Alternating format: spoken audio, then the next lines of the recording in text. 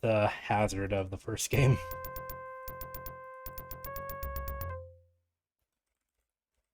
Due to the high quantity of RNG, it is nice this game at the very start, because that means resets are generally pretty free. It's not like this happened like halfway into the run on good pace, you know?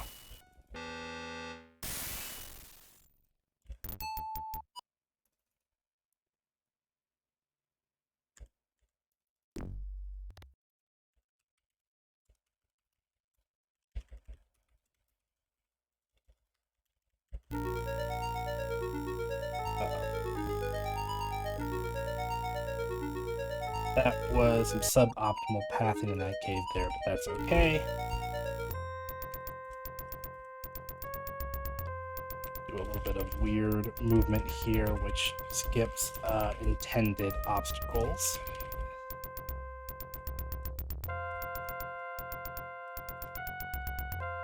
Kick the Three Stooges here.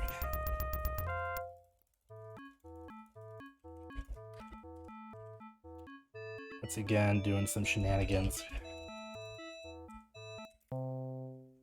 Thanks to the concentrated effort of some, they're not really new runners anymore, but our most recent runners, that room got a lot faster. So another 114 with not too much stress. That's really cool.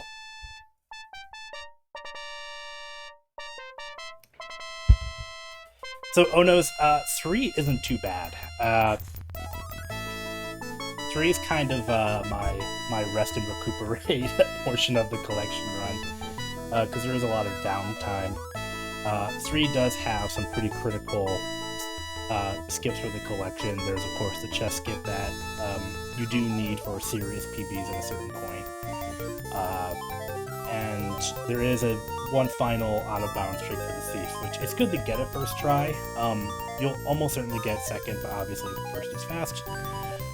You are correct that Shadows is a lot. And part of the reason why I like running collection is I feel like it's a way to display a lot of the irritation I felt learning Shadows of Darkness, and actually this game in particular, 1 and 4 have always been my weak spots.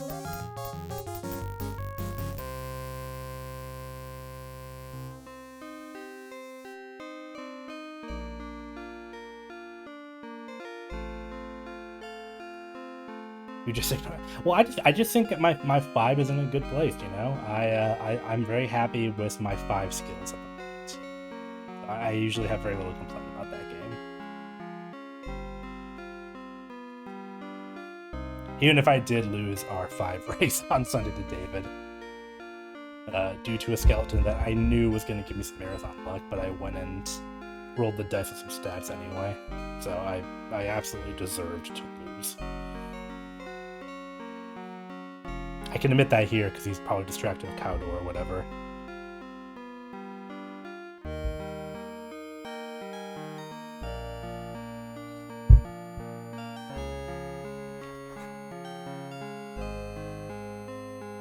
Well, I mean, oh no, your QFG5 80% record is pretty optimal. I think I'm still I don't have the board up right now, but I'm pretty sure you've still got a solid like 9-second lead on it.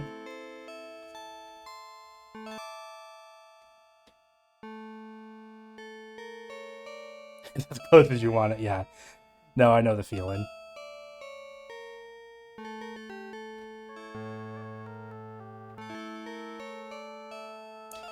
Yeah, you reached your point. I'm actually gonna turn my AC on. I was trying to get stuff. Be right back.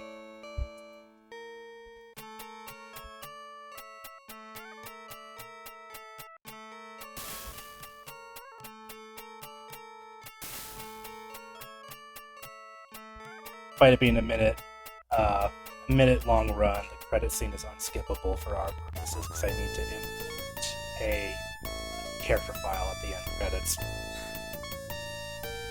But I kind of like the end credits, so it's not too bad.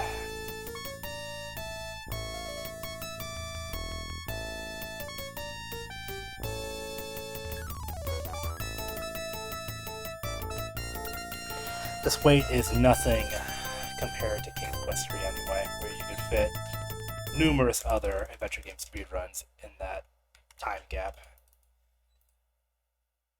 Just waiting for the boat to arrive at its destination. Oh, we have another know-nothing hero here. His skills didn't go up at all last game. A bit random. We're only really getting extra magic skill due to the nature of how quick that run is, but it can be anywhere from learning no points in magic or 3 points in magic. All pretty negligible.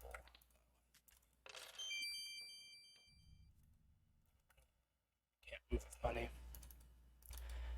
This right here, for anyone not familiar, is actually a fan remake given a license to exist by Activision, so we consider it valid for official collection runs.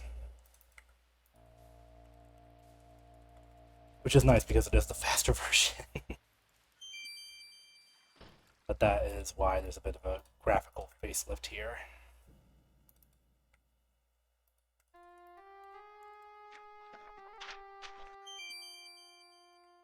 Doing some shopping for all the items we're going to need for the run.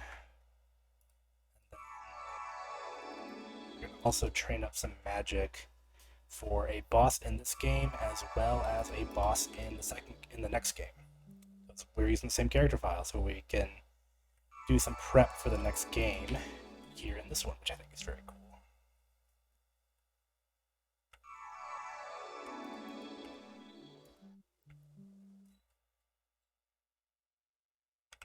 Yep, by all means, lurk away.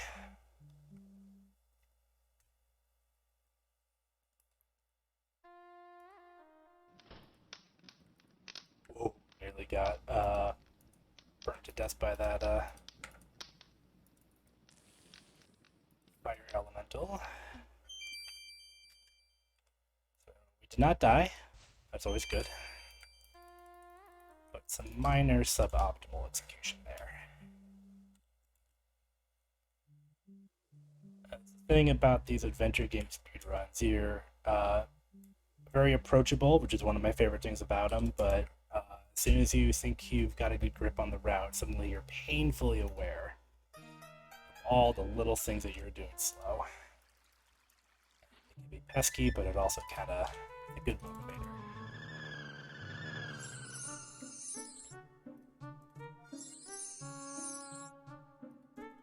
Because it can always be a smidge faster.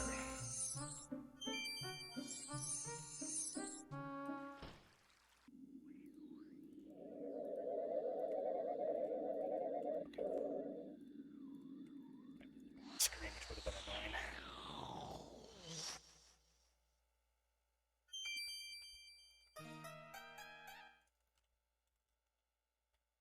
And here we just keep coming back to this inn room because we can sleep whole days away. Which is very helpful for getting to certain timed events. This game's a little bit different from the rest of the series, where there are just very particular things that happen on certain days. You can't really speed up the events themselves, but we can sleep pretty quickly to the days themselves to keep things moving quickly. Let's see if we get some great RNG here again. We did. Nice.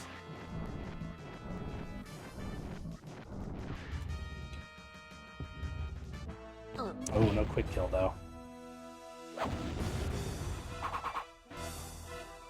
One flame dart too few. So if we had been a little bit quicker, we could have saved, I don't know, like 5-6 seconds, I think.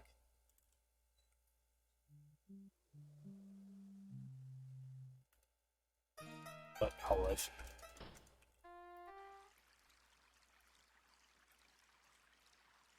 This one's pretty easy. You just do a little adventure game puzzle. 17. I think we're about equally behind compared to the last one, which had more flaws but a better rock elemental fight. Still a pretty good pace if we can do the second half of the run well. Little unskippable cutscene here. Used to give off those Lawrence of Arabia vibes.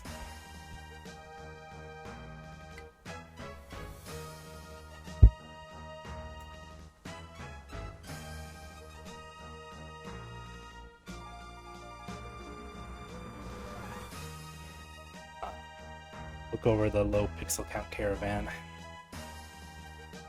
Let us join them and journey to tiny pixels ourselves. Oh no, giant bandit!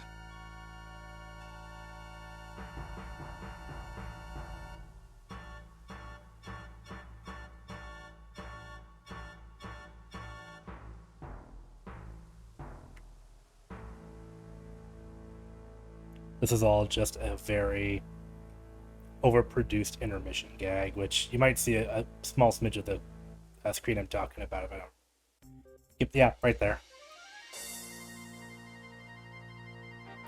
And during intermission, we kill all those bandits because we're just that good of a hero. Thank goodness they didn't put me in control.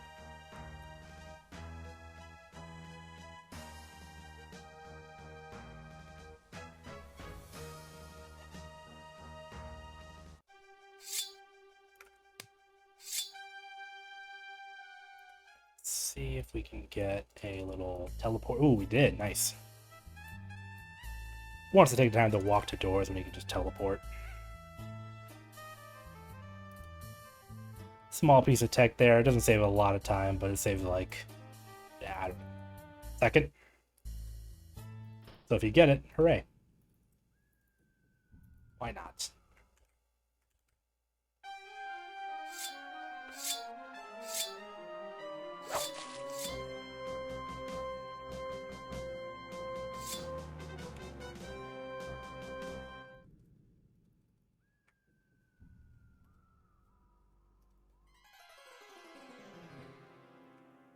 We're just kind of going through the motions here of the game's critical path.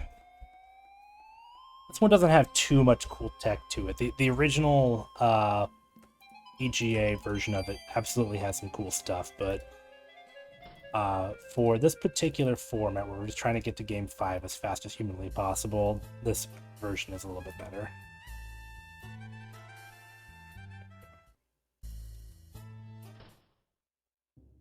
Rest action not registered properly there.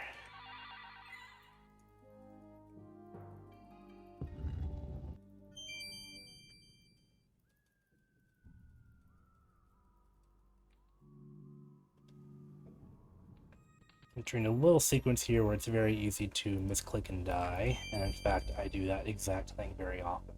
So if I managed to not do that, I'm going to call that a win.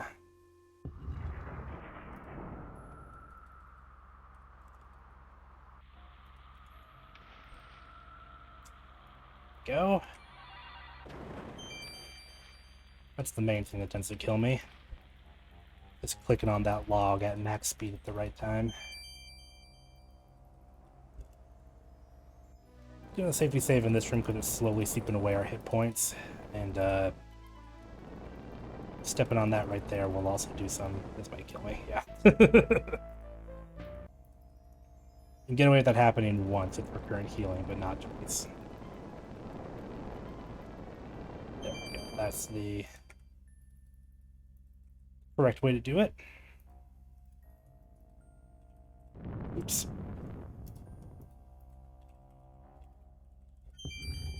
Not spelled down correctly.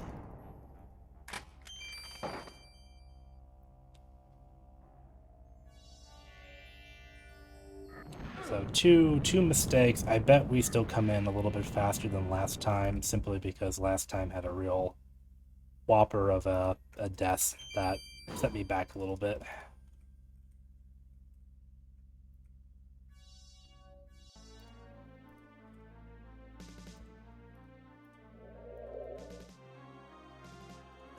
We shall see.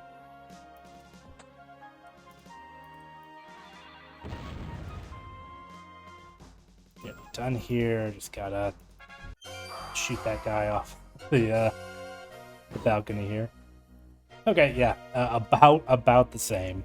Two minor mistakes equal one big mistake, as it turns out.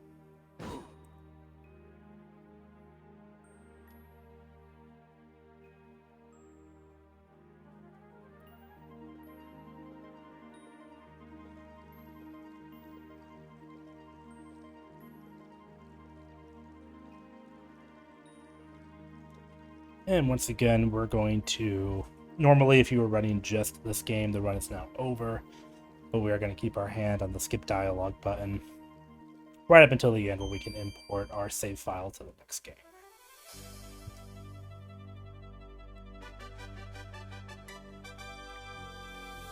Which means sitting through our review of our accolades and all the cool stuff we did. We did some amount of heroism in this game, despite going fast. None of the optional stuff, of course, but we still saved 2 cities from getting wrecked. That's pretty heroic. It's more heroic than last time, where we just ran through a level and didn't do anything.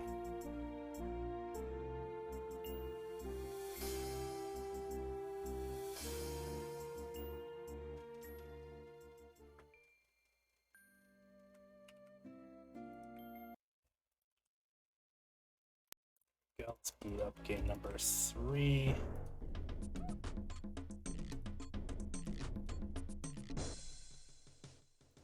This one with a kind of Eastern Africa setting to it. I really like the aesthetic of this one, but it is considered one of the weaker in the franchise, just due to a general kind of lack of content. There's just not as much stuff to do in this one compared to others. And that's true in the speedrun sense as well. We're going to be pretty much beelining to the final dungeon.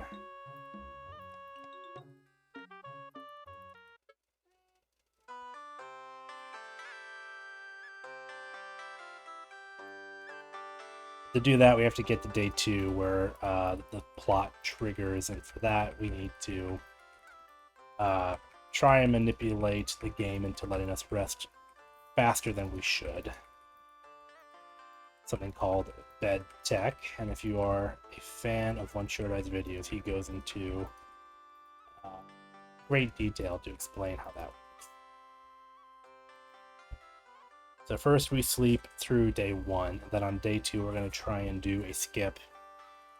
To skip a sleep cutscene like this one, it can be a little bit finicky, so we might fail.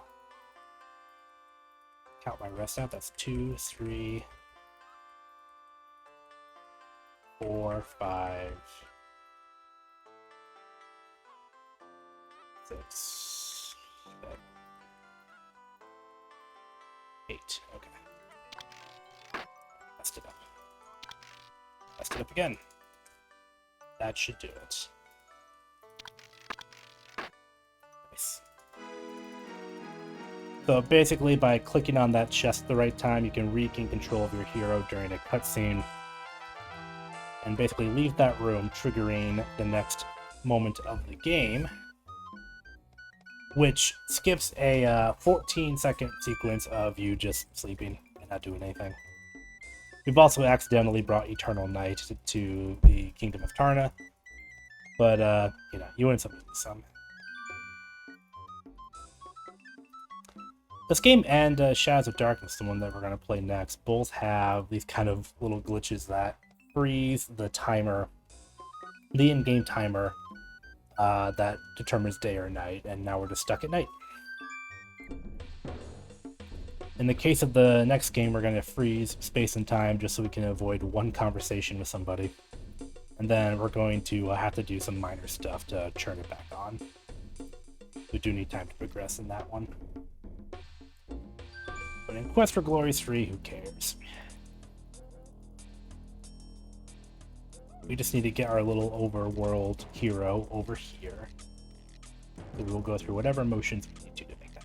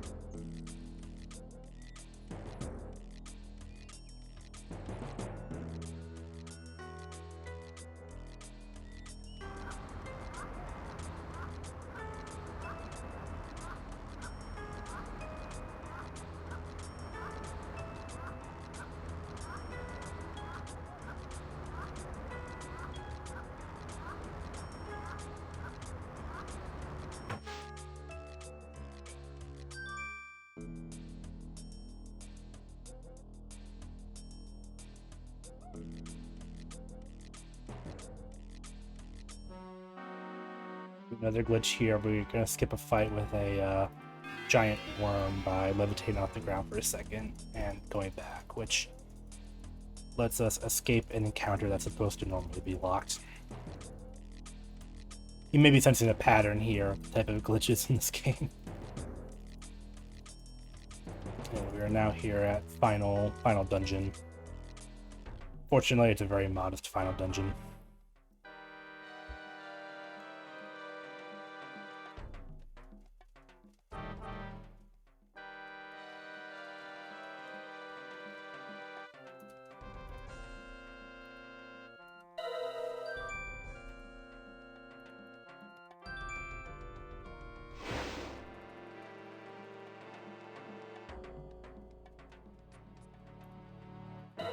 Don't want to fight these guys, so we cast a spell of calm in the area so they will not turn around and investigate the fact that we just got into the next room. Gotta fight this fella also with a series of actions here to trigger guaranteed stabs on him. There we go.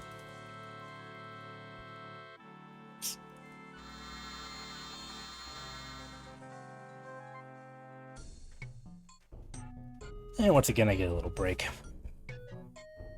These breaks can be a little bit tedious when you're just running 3 and 3 alone, but because we're going to enter a lot of heavy actions per minute speed games than Final 2, it's a nice little respite.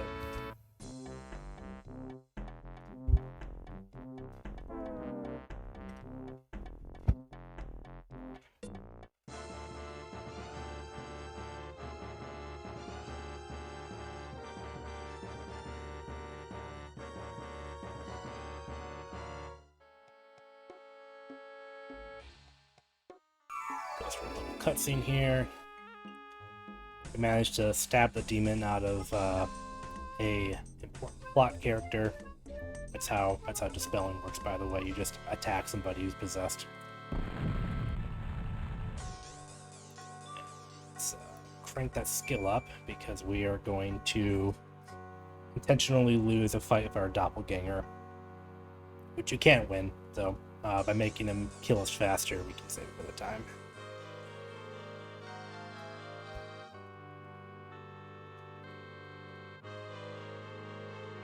If I didn't have a full health bar, we could avoid the issue, but I'm pretty sure I do, so we're gonna let him get a couple stabs in there.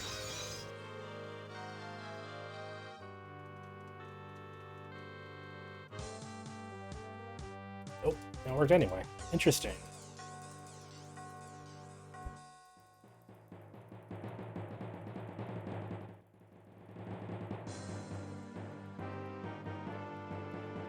Great, another first try. Very cool.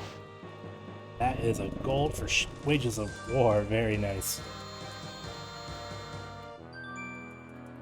A lot of individual game improvements tonight. Yeah, that was great.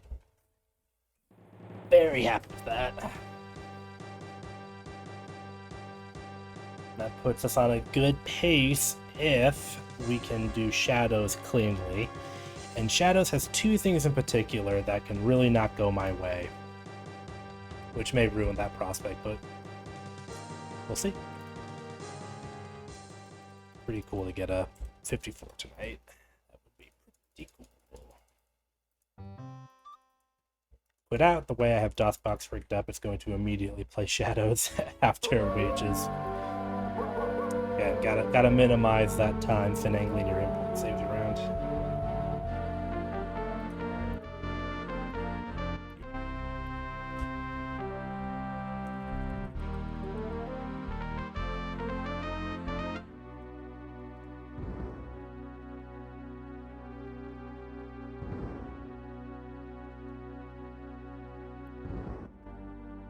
You can see a slight tonal change at this point in the game.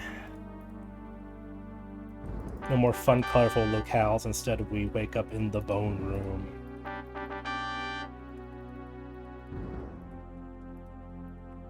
Where even the torches to get a little creepy. You know what? Let's leave. This is clearly not the vibe.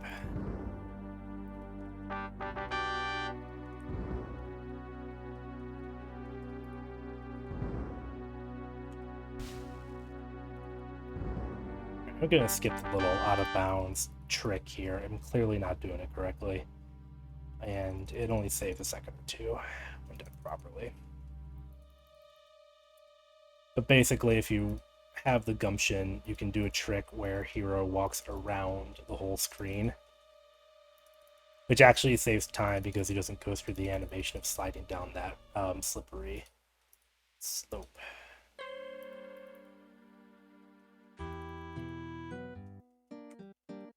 But lately I've been messing it up, so forget it. I'd rather miss out on a second time save rather than just gain 3 seconds due to a failure to pull that trick off.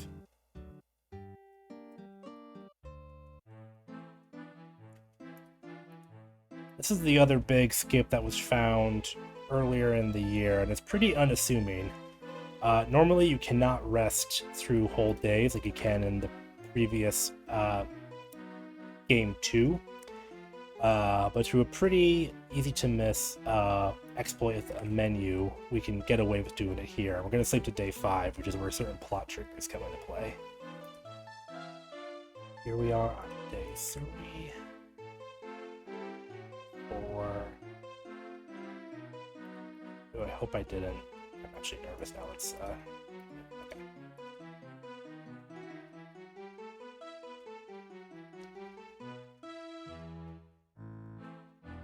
Make sure I get the count right, because if we sleep too long, we're going to accidentally get a game over. Widely considered a bad way to speedrun.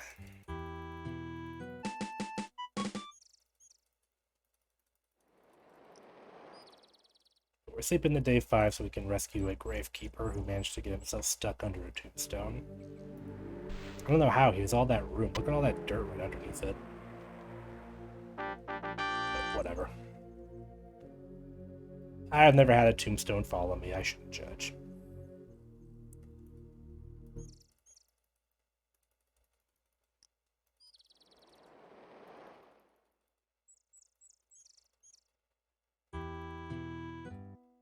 So now that we've taken care of that plot, we can get on with our town errands, which is buying some equipment, meeting a scientist, and also taking his stuff. 2, 3, 5 rations should do it.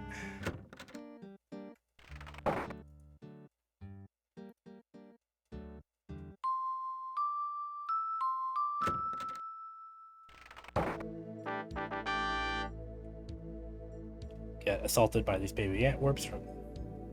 Well, it's implied from the original game, although there's only one big antwerp in that one. Gonna bait them with a delicious avocado garlic sandwich, which this game tries to pass off as something that is not delicious. Which leads me to believe that mid-90s were a bleak time for food. Wait, keep that there. It's foolish. Let's put that back. Still a good puzzle. I forgot to do the magic again. There we go. Supposed to import character to start for enough money for everything. Yeah, because this game actually gives you plenty of money at the very first screen, and there's just not a lot to spend it on. So, fortunately, a non-issue for either a fresh character or an import character. Money in 3 and 4 becomes kind of a it's still a thing, but it's not like a huge deal like it is in 1 and 2. Doesn't really get important again until 5.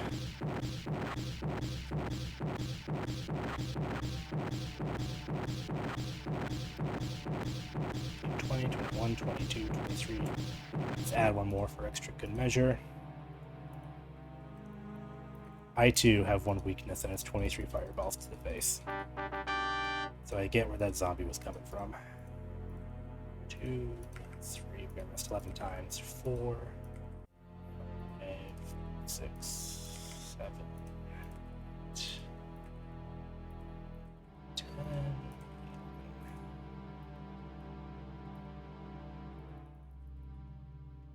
Forte, I think you are right about that. It would be a very amusing cultural study to see if video game public perceptions of avocado.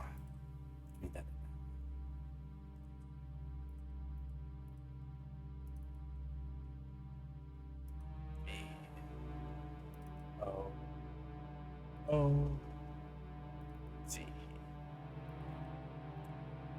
Shoot. Darn it, darn it, darn it. Oh, we got it. Okay. That was harrowing.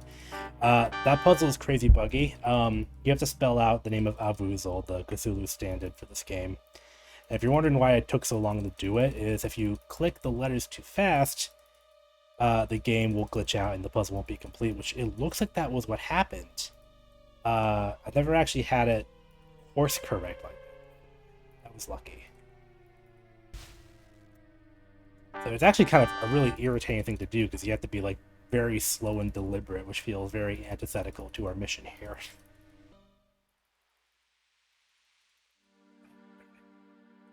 Got a random encounter. Fortunately, a pretty painless one.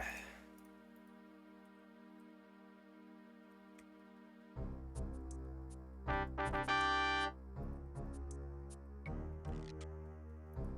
little bit more. 1, 2, 3, 4. Save. Get that. That should be good. Yeah.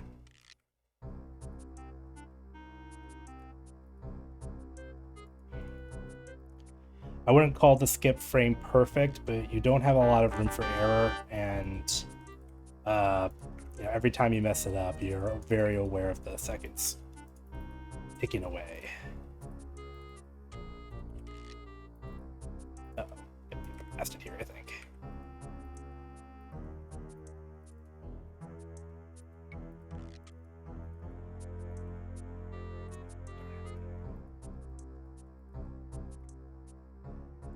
So right now, we might kill our sub-54.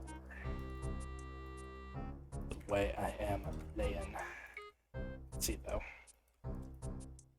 I don't have a good grip on Shadow's progress, so hopefully those mistakes were in our margin for error. But, you know, ideally, you want to do that without any issue.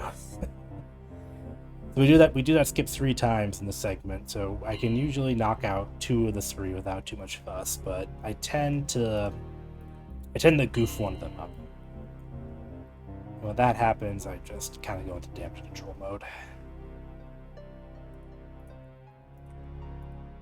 We got our first item. We need to go back in there. So one more laser goof, and I think we got it. Good.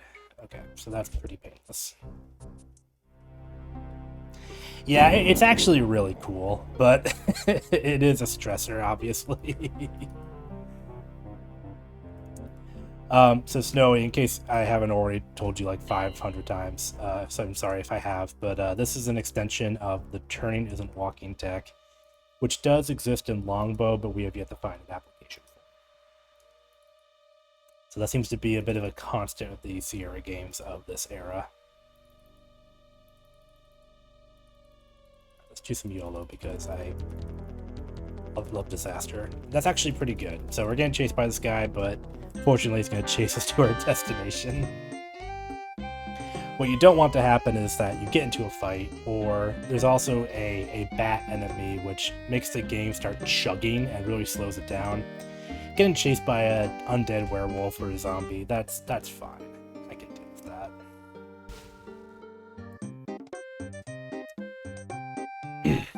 Yeah, so it's a pretty funny application of it because those laser skulls are coded pretty weird. A lot of this game is broken in a lot of not fast ways. And I think a lot of what the QA team did back then was these very heavy-handed programming to just make certain areas super hard to cheese yourself into because they wanted to avoid major sequence breaks, I think, before launch. So it's actually a really ruthless game from a speed deck perspective, at least compared to the others. I mean, compare that to some of the King's Quest where you can just skip entire bases and stuff. I did not rest correctly, and now I'm running around like doofus. And now he's just sitting there. Okay. I don't have to run and rest. It just seems like a nice little way to avoid some minor reflex slowdown. Because that way, as I do it, I know I'm making progress towards one of my goals. Evening's good because the gate won't be closed yet. We can still do our 2 cranium visits when the hour rolls over.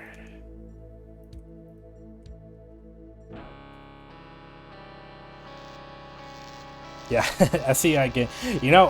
Until recently, I always figured the SCI games were a little more amusing because of how broken they were compared to LucasArts, but if anything, we have seen that Scum can also surprise you in that regard. Science, give me that rehydration, Ultima. Oh, I know this one by heart, actually. Fire, air, pizza, pizza, and more pizza. I get that one a lot for some reason. There's 26 of them, all for a letter in the alphabet, but for some reason I get a couple few over and over again. I think a lot of runners have a similar experience with that.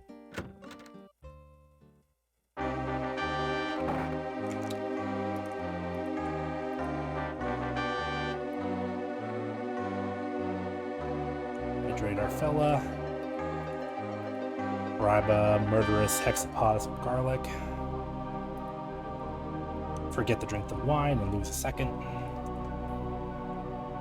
Oh. If we have a good race fight, I might still get a 54. Gosh, I lost too much time on that hat technology. Sorry, what I mean by hat technology is normally for that laser skull, in instance of all the glitches, normally you turn the laser skulls off by bribing the main talking skull with a hat. But I don't want to get the hat. It takes too long. So we'd rather just glitch it.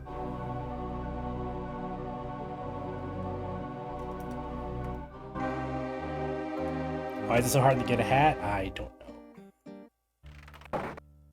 It's not like there's a shortage of them. Most of the townspeople have them. You're telling me they don't have a spare? They're being selfish.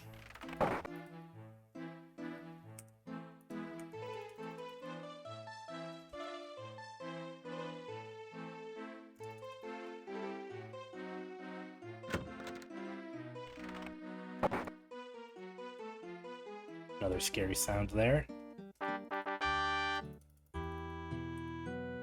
Generally don't like it when the game crashes. Bit of a downer.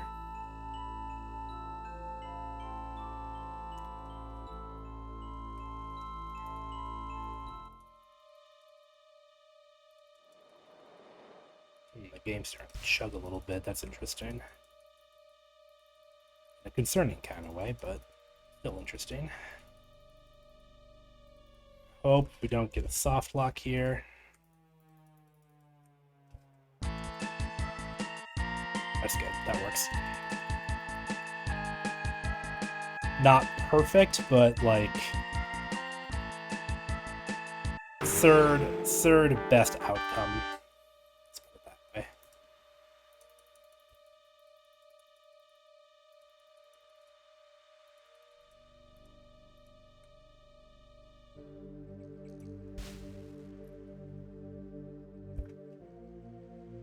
And really, you'll take any safe outcome when it comes to the race. What you don't want to happen is you don't want a glitch where he's going to get you stuck and the game's going to break. But you also don't want a sequence where you run out of stamina and you have to finish him off with magic spells. You can do it, and you'll be able to continue the run, but it's much more time consuming than just screw attacking him and stabbing him. Oh yeah, screw attacks are the end-all be-all of his arsenal. The fight... Oops, wrong spell.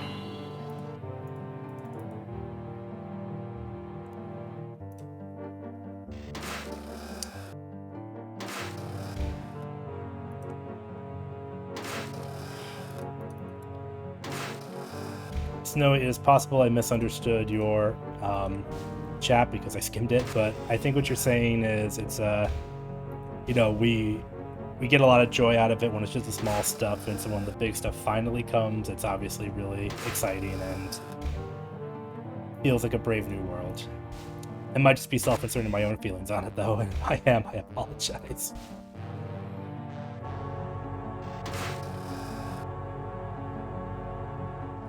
There we go. Castle navigating done. Not too many more hurdles in the run. Unless I make a terrible mistake. But you usually want to avoid those all the time. Another pro tip from me. Okay, yeah, now that I have a nice Toby Cuts skip, I can read the comment in full. And yeah, you don't really expect them to break, at least I didn't before becoming an adventure game speedrunner, but then you see the ways that people have really thought it through, and it's really clever.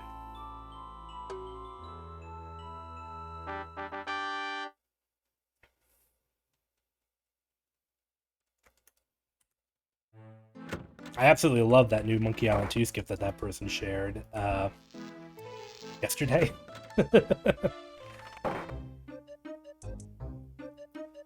It's just cool because you realize all of the implications it has for a route that previously had a lot of immaculate thought put into it to make sure you have optimal setup to grab certain adventure game puzzle items, and if you don't need them anymore, like, your brain kind of expands the possibilities now that you don't have to grab, like, a hat or a spyglass or a stick or whatever. It's the whole like speed game has changed. It's great stuff.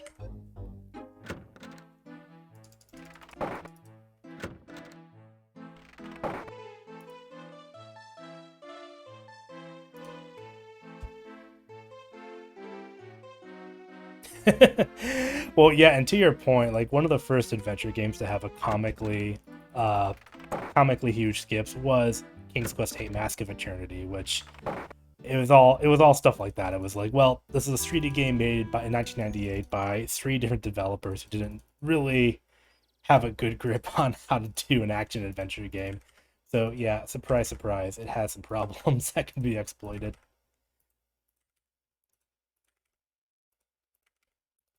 Oops. Make sure to take off my talk icon there.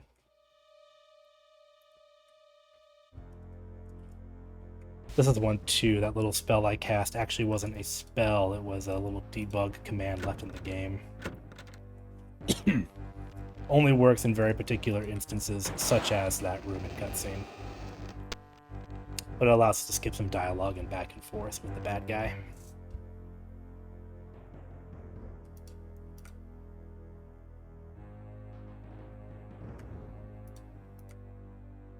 Well, you know, you're not downplaying it. It's just a lot of them have different approaches. Like, what the heck? There we go. Got like extra dialogue there.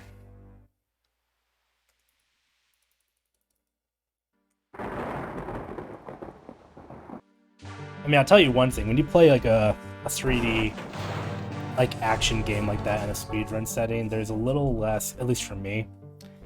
Like there, like for example, I tried learning the Deus Ex 1 speedrun Ultimately deciding against it because it was clearly going to be a big time commitment, and I didn't want to take the focus off this stuff. But that game has a lot of cool tech, and it's really hard to pull off. So that's where the challenge comes in. But in terms of a lot of the basic navigation and, getting from point A to point B, there's a certain optimal path there that kind of eludes you in a point-and-click setting. So, all the stuff, all these games are easier in some respects and harder in others. It's the long-winded point I was trying to make. This goes here.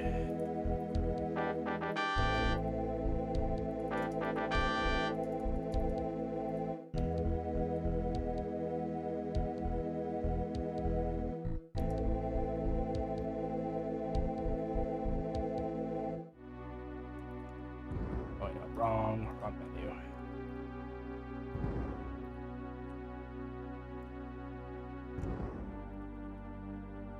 Alright, let there be blood acid. We get Cthulhu 90% of the way to resurrected before doing the heal turn, which feels risky, but whatever. I'm not the hero here. Blondie is.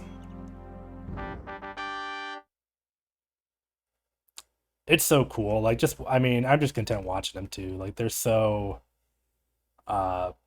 they're just incredibly wacky. Stuff like making sure Anna Navarra doesn't talk to you when you're manually cutscene by throwing chocolate bars at her. Stuff like that just really cracks me up.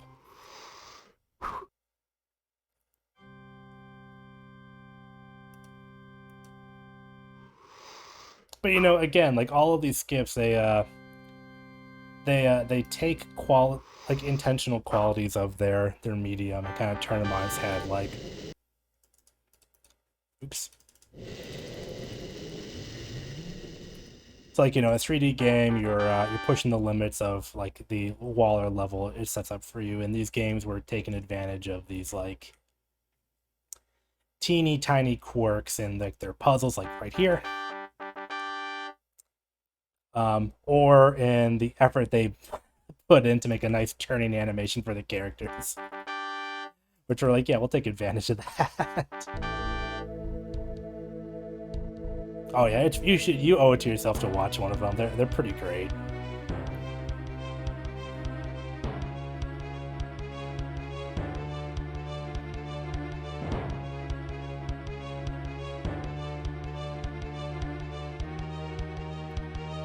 I have no concept of if we're on a good pace or not. We'll see what we get.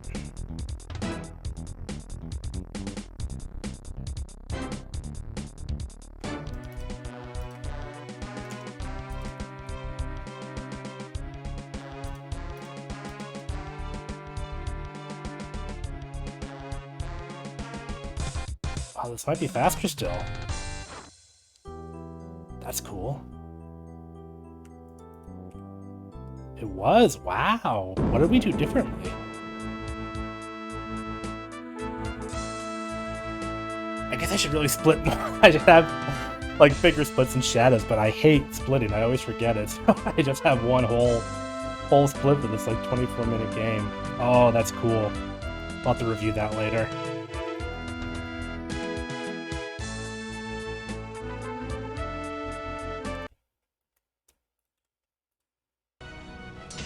Alright, let's see if we can bring it home.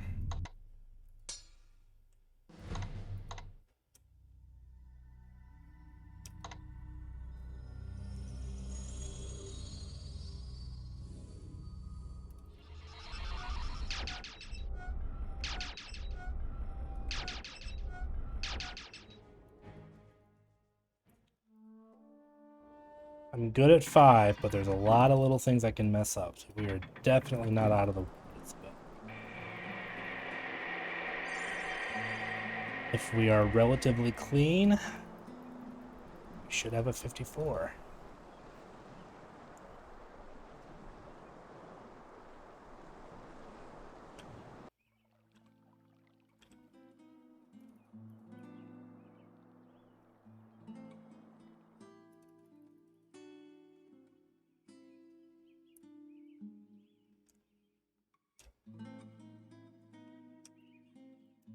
Now that we have killed our assassin of the king who was hiding in a wall,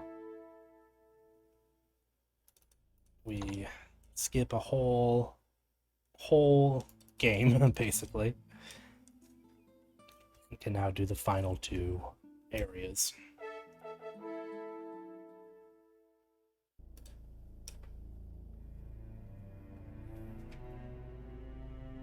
Oh, he just got away at the last second.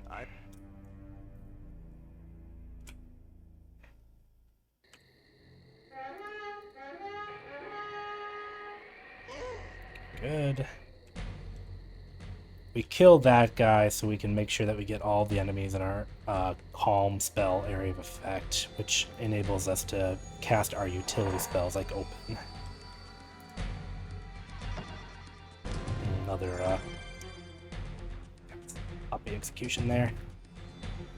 There's a way to get the transition to that door like instantaneous, depending on when you cast a spell while you're running at the door. And I didn't get it twice, but it's whatever.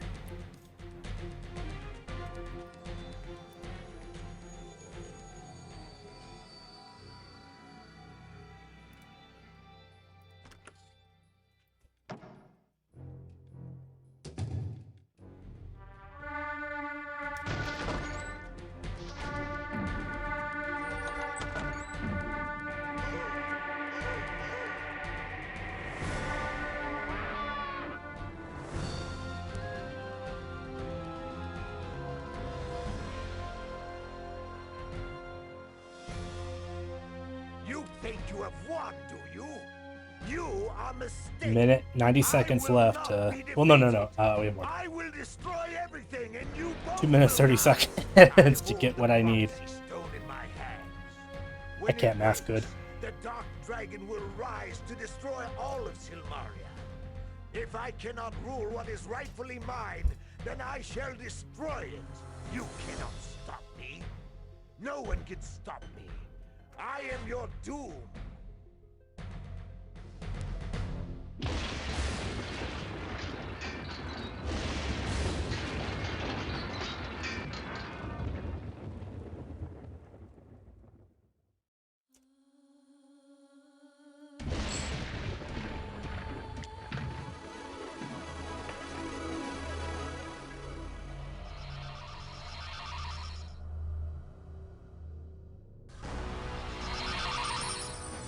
Shoot.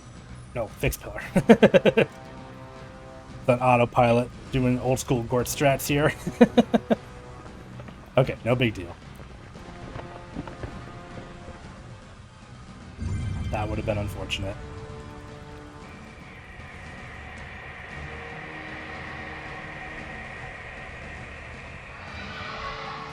Suboptimal lineup, but I don't think it's going to hurt us.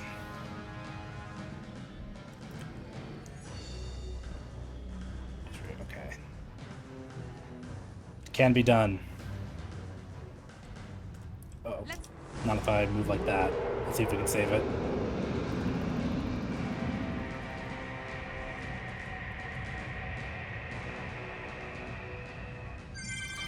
Yes. Oh, yes. Oh, that's going to be so good. Oh, that's going to be a killer time. All right, get out of here, dragon. Oh, not quite 54-30. Okay, that's okay.